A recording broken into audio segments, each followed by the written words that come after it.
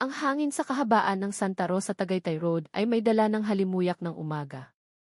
Isang pinaghalong amoy ng bagong saing na kanin mula sa mga karinderya, ng pandesal na kalalabas lang sa panaderya, at ng bahagyang usok mula sa daan-daang jeepney at tricycle na nagsisimula ng mag-unahan sa kalsada. Ang trapiko ay unti-unti nang bumibigat, hudyat ng pagpasok sa eskwela at sa mga opisina. Sa gitna ng nagmamadaling mga sasakyan, isang dalagita na nakaunipormeng puting blouse at asul na palda ang maingat na minamaneho ang kanyang segundamanong scooter.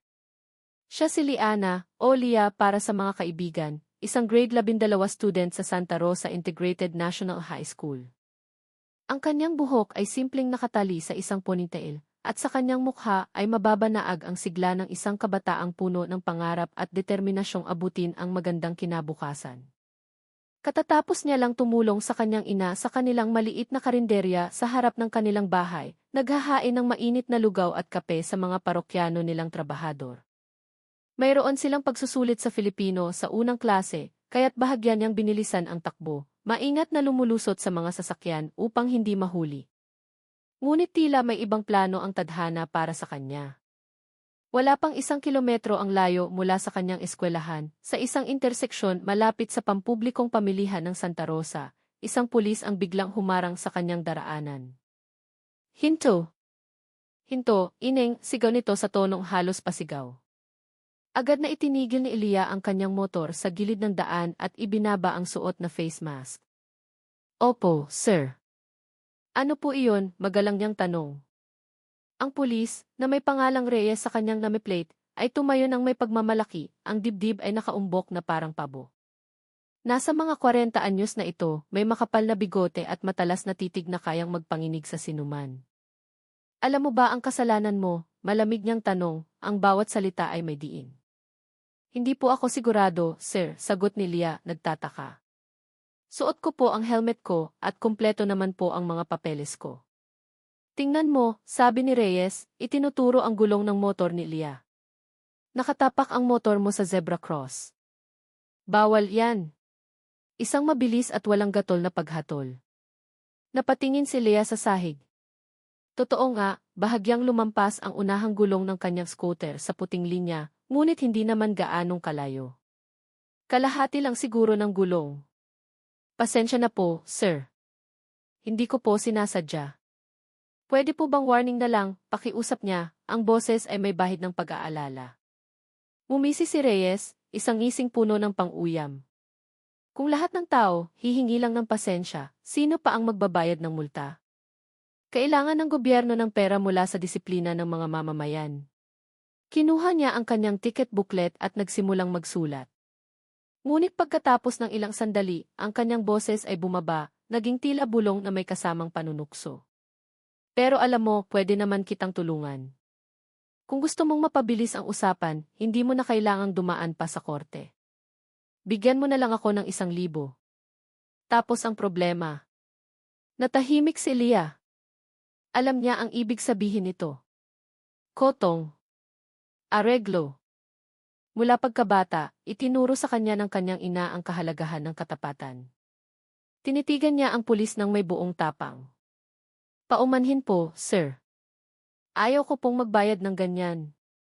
Handa po akong tumanggap ng opisyal na tiket. Ang mukha ni Reyes ay biglang nagbago, ang kanyang tono ay naging matalim na parang patalim.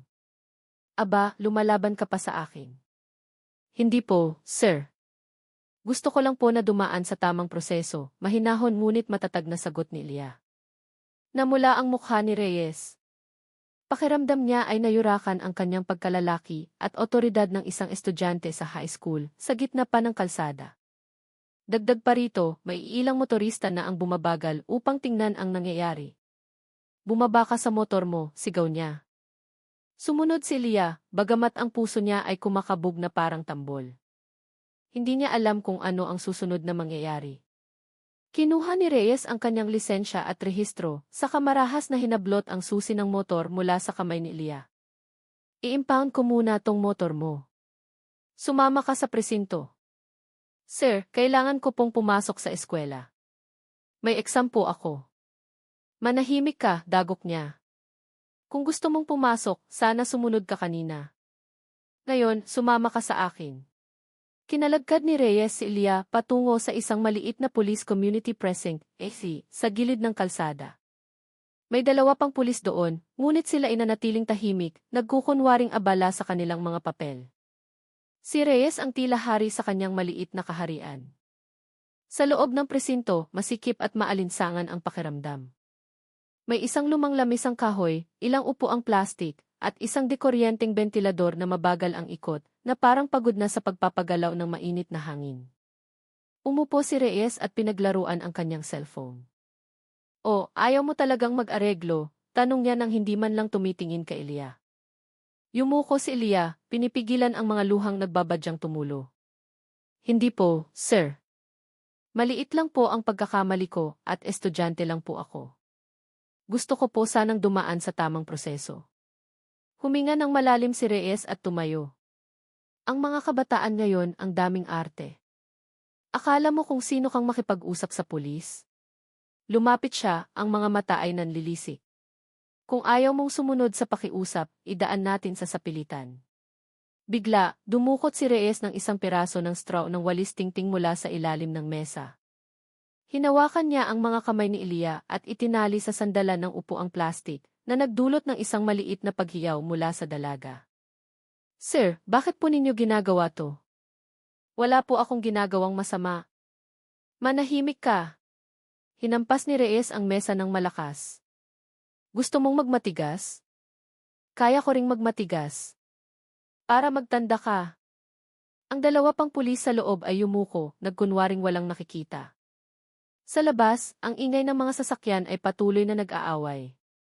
Walang sinuman ang nakakaalam na sa loob ng maliit na presintong iyon, isang estudyante ang tinatrato na parang isang kriminal. Mabagal ang takbo ng oras. Tahimik na umiiyak si Ilya. Takot na takot siya, ngunit sa loob niya ay may nag-aalab na galit. Sa kanyang puso, isinumpa niyang lalabanan niya ang ganitong klase ng pang-aabuso. Hindi niya alam kung paano, ngunit naniniwala siyang ang katotohanan ay dapat manaig. Pagkatapos ng halos isang oras, nagsimula ng mainip si Reyes. Nagsindi siya ng sigarilyo at umupo ng pakrus ang mga binti. "Gusto mo na bang umalis?" "Simple lang. Magbayad ka ng 1,000, sabi niya sa tonong pagod na. Kinagat ni Ilya ang kanyang labi. Nag-isip siya ng malalim. Ang kanyang cellphone ay nasa bulsa ng kanyang palda, ngunit ang kanyang mga kamay ay nakatali. Sinubukan niyang igalaw ang kanyang katawan upang maabot ang cellphone ng dahan-dahan. Gamit ang dulo ng kanyang mga daliri, nagawa niyang pindutin ang power button. Umilaw ang screen. Inactivate niya ang voice command, isang feature na madalas niyang gamitin para maghanap ng kanta. "Tawagan si Kuya Tony," halos pabulong niyang sabi. Sumagot ang boses mula sa cellphone, tinatawagan si Kuya Tony. Lumingon si Reyes, nagulat. "Hoy, anong ginagawa mo?" Ngunit huli na ang lahat. Nakakonekta na ang tawag. Mula sa speaker, isang malakas at matatag na boses ng lalaki ang narinig. "Lia, anong nangyari? Nasaan ka?" Sinubukan ni Lia na pigilan ang kanyang paghikbi. "Kuya, pinigil ako ng pulis dito sa presinto sa tapat ng palengke ng Santa Rosa. Tinali niya ako, kuya." Nataranta si Reyes. Agad niyang hinablot ang cellphone, ngunit huli na. Ang boses sa kabilang linya ay biglang naging malamig na parang yelo. "Ano ng pangalan ng pulis?" tanong ng boses. Tinitigan ni Reyes ang screen na aktibo pa rin. Nakasulat doon, Kuya Tony. At sa ilalim, Major General Antonio de Leon. Agad siyang namutla na parang papel. Ang buong paligid ay biglang tumahimik. Ilang minuto lang ang lumipas, isang malakas na ugong ng malaking sasakyan ang narinig na papalapit. Isang itim na SUV na may plakang panggobyerno ang huminto sa tapat ng presinto. Mula sa loob, isang lalaking nakaunipormeng pangmilitar ang bumaba. Ang kanyang tindig ay matikas, ang kanyang mga mata ay matalas, at sa kanyang balikat ay nakasabit ang 2 bituin.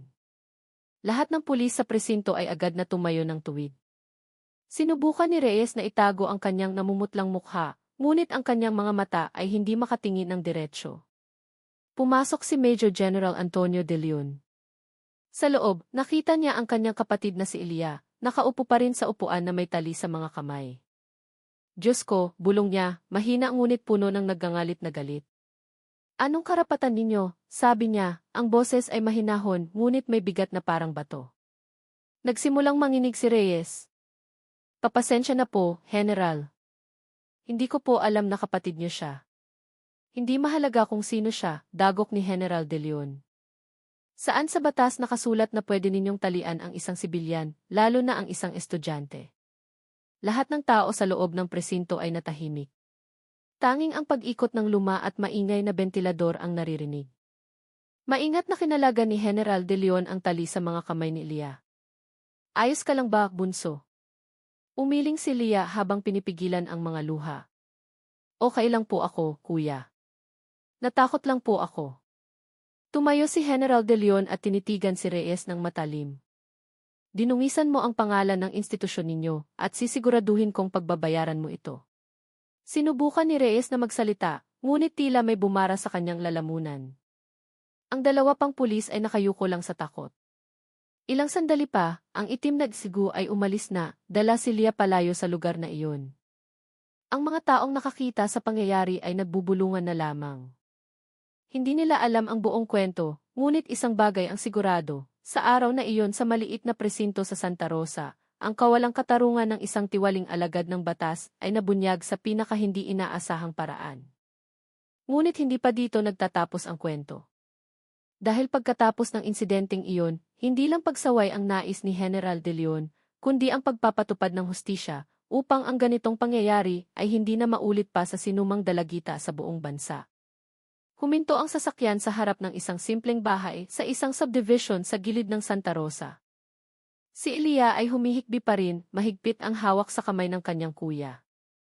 Sa kabila ng mataas na ranggo, si General Antonio De Leon ay nanatiling isang mapagmahal na kapatid. Tinitigan niya ang namumutlang mukha ng kapatid at marahang nagsalita, "Huminahon ka na, bunso. Si kuya na ang bahala sa lahat. Wala kang kasalanan." Ang kanilang ina, si Aling Elena, nakalalabas lang mula sa kusina, ay agad na nataranta nang makita ang umiiyak na anak. "Diyos ko, Lia, anong nangyari sa iyo?" Sumagot si Tony ng mahinahon, pinipigilan ang galit na kumukulo pa rin sa kanyang loob. "May nang-abusong pulis, Nay. Ginawan siya ng masama." Natahimik si Aling Elena. Alam niyang tapat at hindi pala away ang kanyang anak.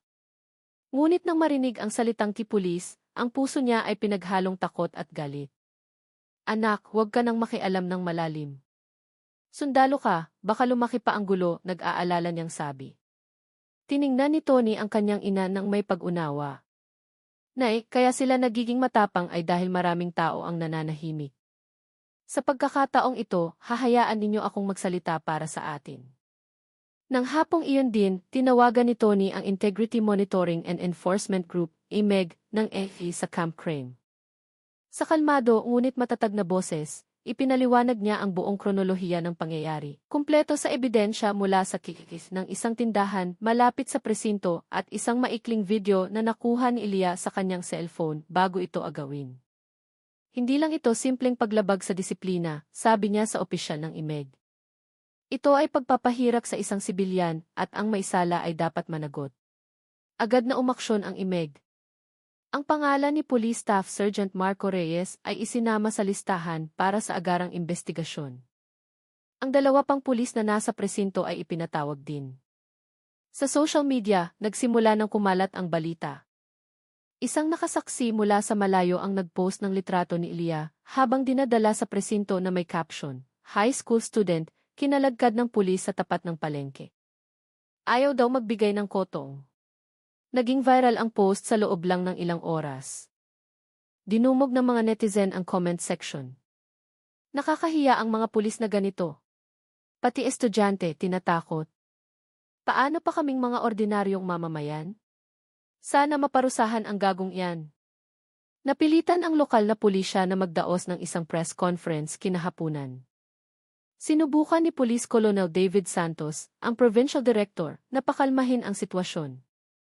"Nagsasagawa na po kami ng internal na investigasyon. Hindi namin papayagan ang anumang pagkilos na labas sa tamang pamamaraan," sabi niya sa harap ng mga kamera. Ngunit sa likod ng entablado, tensyonado ang lahat. Maraming opisyal ang nababahala dahil ang kaso ay kinasasangkutan ng kapatid ng isang aktibong general ng DI. Takot silang lumaki ang gulo sa pagitan ng dalawang institusyon.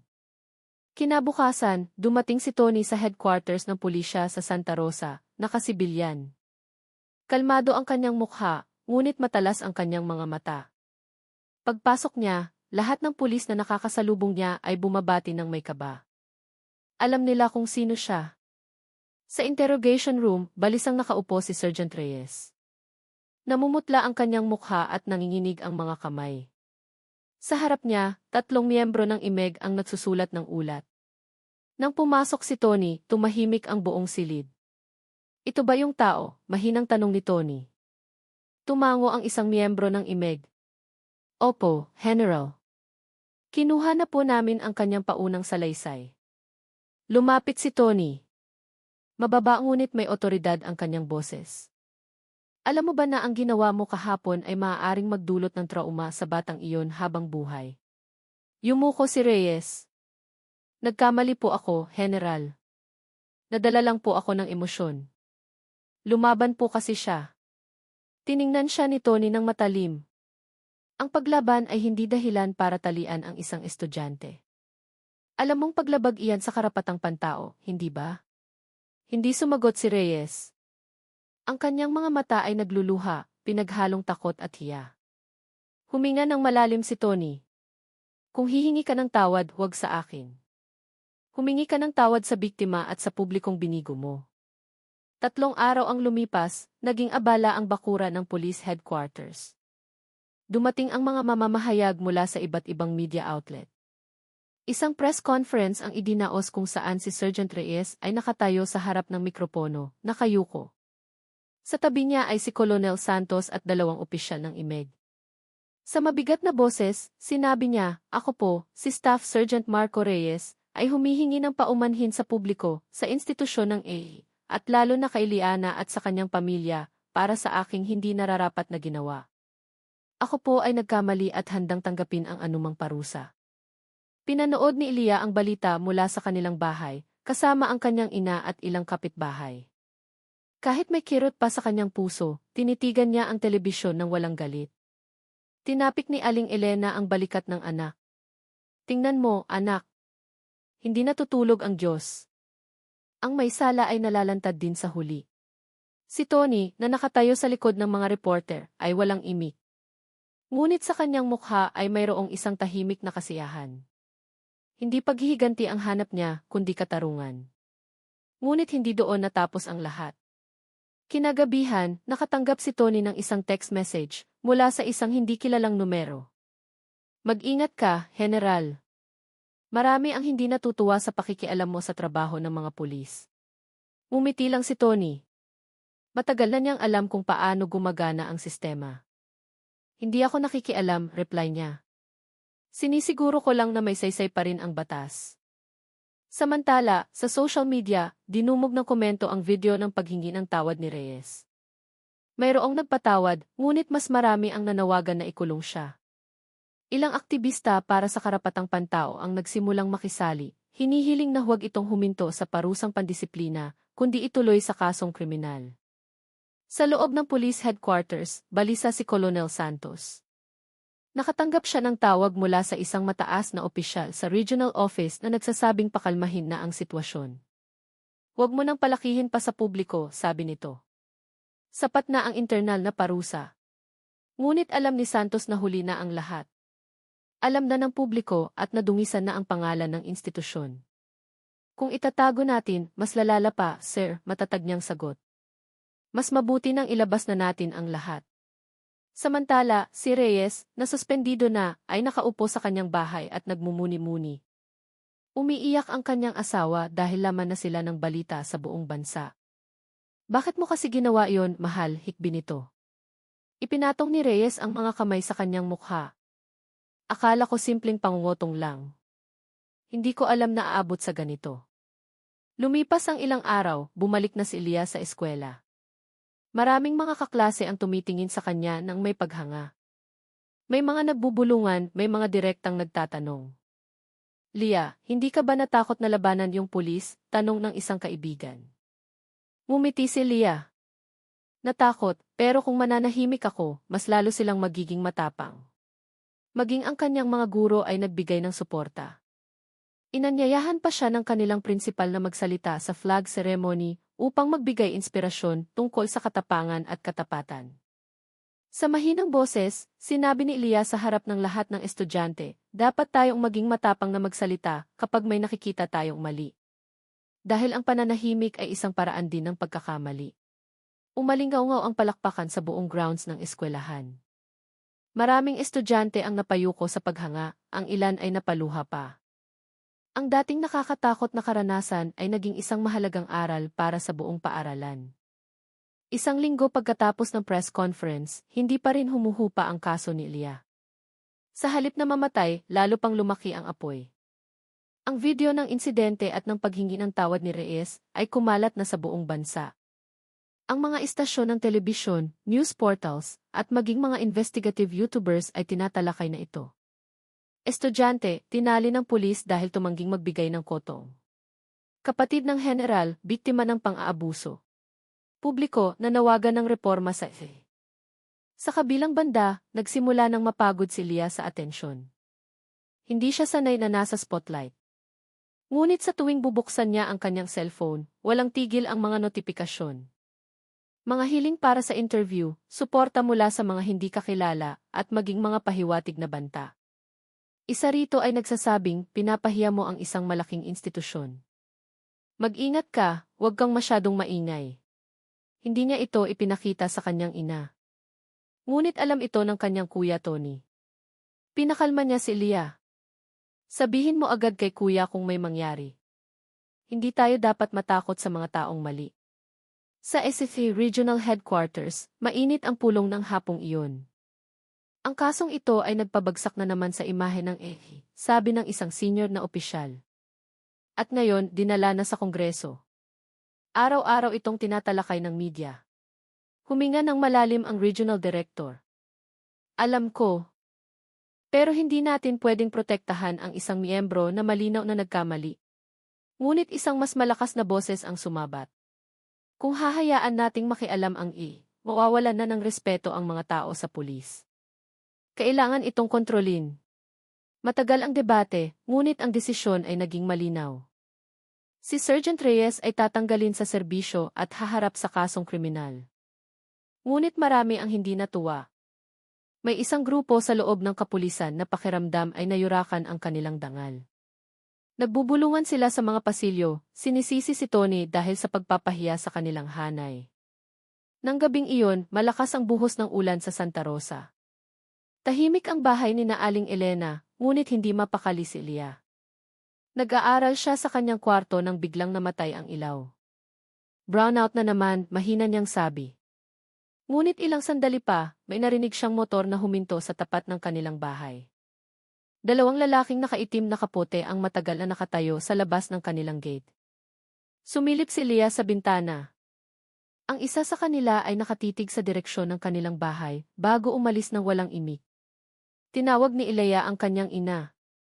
Nay, may tao po sa labas kanina. Lumingon si Aling Elena, nababahala. Sino? Hindi ko po alam, nakatayo lang po. Si Tony, na nagkataong nakaduty sa kalapit na lungsod, ay agad na umuwi kinaumagahan. Nang marinig ang balita, ininspeksyon niya ang gate at nakakita ng mga bakas ng sapatos na maputi. I-report natin sa lokal na pulis, sabi ni Tony. Pero kuya, mahinang sabi ni Aling Elena. Paano kung tagaloob din ang nananakot? Natahimik si Tony. Alam niyang posible iyon, ngunit ayaw niyang magpakita ng takot. Kung ang intensyon nila ay manakot, ibig sabihin nasa tama tayong landas, matatag niyang sagot. Samantala, ang kaso ni Leah ay nagbunsod ng isang bagong kilusan sa lipunan. Sa iba't ibang lungsod, lumitaw ang mga maliliit na grupo na tinawag na Berani Jujurd o matapang na maging tapat, na pinangunahan ng mga estudyante at aktivista. Nagsimula silang magpinta ng mga mural sa mga pader na may mga salitang ang batas ay hindi kasangkapan ng kapangyarihan. Inanyayahan pa si Leah ng isang law firm na magsalita sa isang national forum. Ngunit magalang siyang tumanggi. Gusto ko lang pong mag-aral ng normal. Umiti ang abogado. Dahil hindi ka uhaw sa atensyon, naniniwala sa iyo ang mga tao. Ang ugali mong iyan ang mahalaga.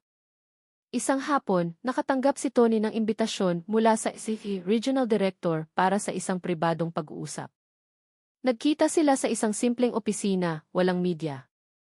Ang direktor, isang lalaking may seryosong mukha, ay nagsimula ng maingat. General, alam kong sensitibo ang kasong ito. Pero hayaan mo akong maging prangka. Nahihiya rin ako sa ginawa ng tauhan ko. Tinitigan siya ni Tony. Hindi ako naparito para makipag-away. Gusto ko lang na maipatupad ang batas, anuman ang suot na uniforme. Tumango ang direktor. Nirerespeto ko iyan. Sisiguraduhin naming dadaan si Reyes sa tamang proseso. Pero kung maaari, pakikontrol ang media. Gusto naming maging tahimik ang investigasyon. Naintindihan ni Tony. Ayaw niyang maging away ng DC at GC ang kaso. Ang gusto niya lang ay isang simpleng mensahe, ang katarungan ay maaaring makamit ng walang dahas. Bago umalis, sinabi ng direktor, minsan, kailangan natin ng tagalabas para ipaalala sa atin na naliligaw na tayo ng landas. 2 linggo ang lumipas, idinaos ang ethics hearing sa isang malaking hall. Dumalo si Ilya bilang saksi, kasama ang kanyang abogado. Natahimik ang lahat nang magsimula siyang magsalita. Gusto ko lang pong sabihin, hindi ko po kinamumuhian ang mga pulis. Pero nadismaya po ako dahil ang mga taong dapat nagpoprotekta ay sila pa ang nananakot. Maraming miyembro ng panel ang napayuko. Simple ngunit tumatagos ang mga salita ni Ilya. Nang si Reyes na ang nagsalita, tumayo siya sa harap. Pagod ang kanyang mukha, mahina ang boses. Nagkamali po ako. Nasanay ako na ang areglo ay normal na bagay, pero ito pala ang sisira sa akin. Ang desisyon ay binasa ng hapong iyon, pagpapatalsik sa serbisyo, at ang kaso ay itutuloy sa Korte Sibil. Hindi nagsaya si Lia. Yumuko lang siya, nakakaramdam ng ginhawa, ngunit may bahid din ng awa. Alam niyang sa likod ng uniforme, si Reyes ay isang taong naligaw lamang ng landas. Ang kwento ni Lia ay naging isang simbolo. Ginamit ng mga politiko ang kanyang kaso sa kanilang mga talumpati. Kung ang kapatid ng isang general ay nagawang tratuhin ng ganito, paano pa ang ordinaryong mamamayan, sabi ng isang kongresista. Ngunit hindi ito nagustuhan ni Tony. Hindi ito gamit pampolitika, sabi niya sa isang reporter. Ito ay tungkol sa isang taong sinaktan ng isang bulok na sistema. Ngunit hindi lahat ay sumang-ayon. Lumitaw ang mga anonymous accounts sa social media na nagsasabing ginagamit ni Tony ang kaso para sa kanyang promosyon. General, ginagamit ang kaso ng kapatid para sumikat, sulat ng isang headline. Tumawa lang si Tony. Kung ang paghahanap ng katarungan ay tinatawag na ambisyon, may sakit na nga ang bayang ito, sabi niya kay Lia. Bumalik sa normal ang mga araw ni Lia. Nag-aral siya, ngunit paminsan-minsan ay dinadalaw pa rin ng mga reporter. Natuto siyang huwag matakot. Ngunit ang kanyang mga gabi ay binabagabag pa rin ng mga bangungot. Madalas siyang magising na pinapawisan, naririnig ang sigaw na, manahimik ka, sa kanyang isipan. Palaging nariyan ang kanyang ina para yakapin siya. Hindi mabilis mawala ang trauma, anak. Pero malakas ka, sabi ni Aling Elena. Isang gabi, sinabi ni Lia na gusto kong isulat ang tungkol dito. Hindi para sumikat, kundi para malaman ng mga tao na hindi lahat ng nakauniforme ay masama. Pero hindi rin lahat ng nakauniforme ay tama. Ngumiti ang kanyang ina. Isulat mo, anak. Minsan, mas matalas ang panulat kaysa sa espada. Ang tag-ulan ay hindi pa rin natatapos sa Santa Rosa. Halos gabi-gabi ang langit ay kulay abo. Ngunit sa maliit na bahay ni na Aling Elena, mainit ang pakiramdam. Halos 3 buwan na ang lumipas mula ng huling pagdinig sa kaso ni Reyes. Bagamat may mga sugat pa sa puso, unti-unti nang bumabalik sa normal ang kanilang buhay. Nasa huling taon na si Ilya sa high school, naghahanda para sa college entrance exams. Sa kanyang study table, may isang litrato nila ni Tony at ng kanilang ina. Nakangiti si Lia, malayo sa takot na dalagitang itinali sa isang presinto. Ngunit hindi nagtagal ang katahimikan. Isang hapon, habang nagsasara si Aling Elena ng kanilang karinderya, dalawang di kilalang lalaki ang dumating. Maayos ang kanilang pananamit, ngunit malamig ang kanilang mga titig. Mrs., gusto lang po sana naming makipag-usap, sabi ng isa. Tungkol saan? Maingat na tanong ni Aling Elena. Tungkol po sa anak ninyo, si Liana. Narinig po namin na madalas siyang ma-interview at sinisiraan daw ang pangalan ng kapulisan. Gusto lang po naming ipaalala na kung magpapatuloy iyan, baka magkaroon ng masamang epekto. Ang kanilang tono ay parang isang banta na binalot sa magalang na salita. Napalunok si Aling Elena, ngunit sumagot ng mahinahon. Nagsasabi lang po ng katotohanan ang anak ko. Ngumiti ang lalaki. Ang katotohanan ay maaari ring maging mapanganib kung maling tao ang makarinig. Umalis sila, nag-iwan ng takot. Nang gabing iyon, ikinuwento ni Aling Elena ang lahat kay Tony. Naging seryoso ang mukha ni Tony. Mula ngayon, huwag kayong magbubukas ng pinto sa hindi kakilala. Magpapadala ako ng kasama dito para magbantay.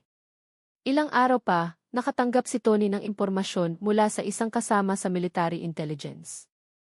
Ang mga banta pala ay nagmula sa isang grupo ng mga tiwaling opisyal na naapektuhan ng kaso ni Reyes.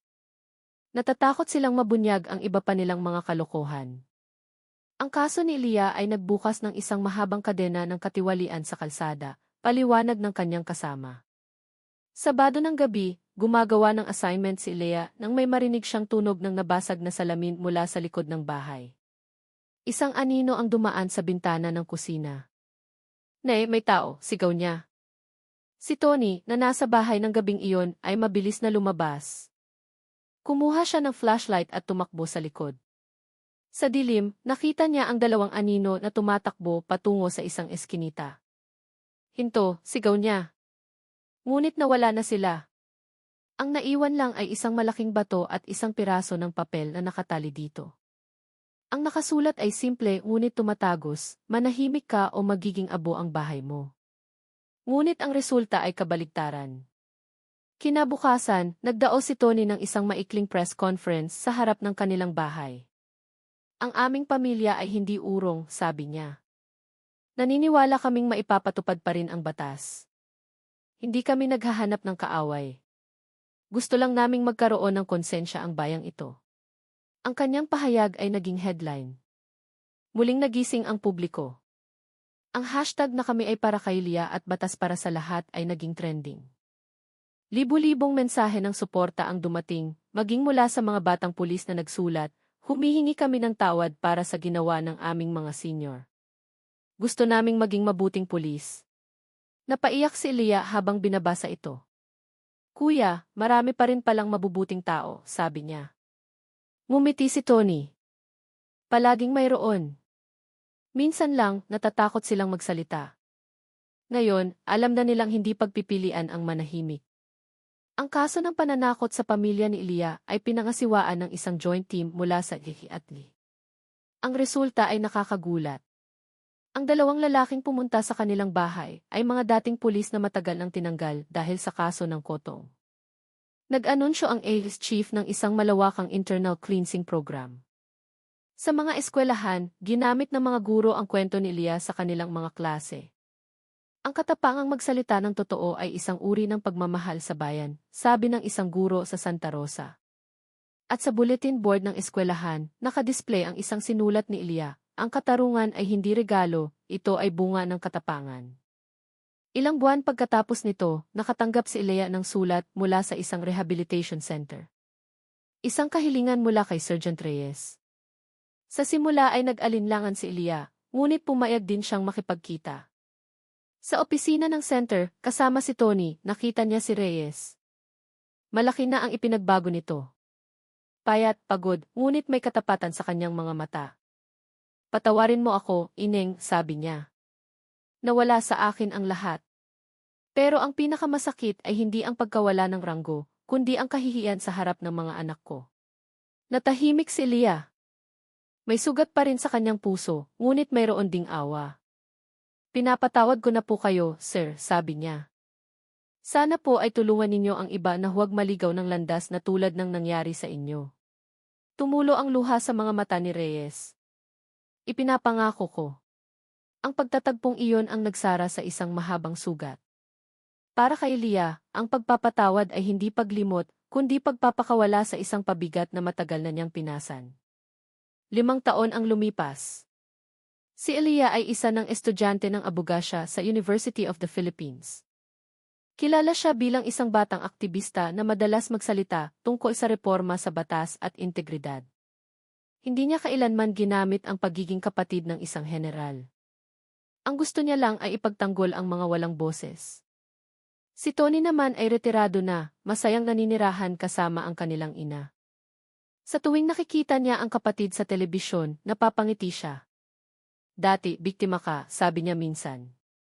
Ngayon, tagapagtanggol ka na ng katotohanan. Isang hapon, bumalik si Elias sa Santa Rosa upang bisitahin ang puntod ng kanyang ama. Sa ilalim ng papalubog na araw, mahina siyang nagsalita, "Itay, dati po takot ako. Pero ngayon, alam ko na ang katapangan ay hindi ang kawalan ng takot, kundi ang pananatiling nakatayo kahit natatakot." Sa di kalayuan, tumunog ang tawag para sa pagdarasal, bumabalot sa paligid ng kapayapaan. Tumingin siya sa direksyon ng dating presinto ng pulis, na ngayon ay isa ng public service center. Sa pader nito, nakasulat, ang pulis ay para sa tao, hindi para katakutan. Ngumiti si Leah. Alam niyang hindi pa tapos ang kanyang laban, ngunit sa araw na iyon, panatag siya. Dahil mula sa isang maliit na katapangan sa isang abalang kalsada, isang malaking pagbabago ang isinilang. Ang kwentong ito ay nagtatapos hindi sa paghihiganti, kundi sa pag-asa na sa bawat kawalang katarungan, palaging may isang taong tatayo at magsasabing, "Tama na." At minsan, ang katapangan ng isang dalagita ay kayang yugyugin ang isang buong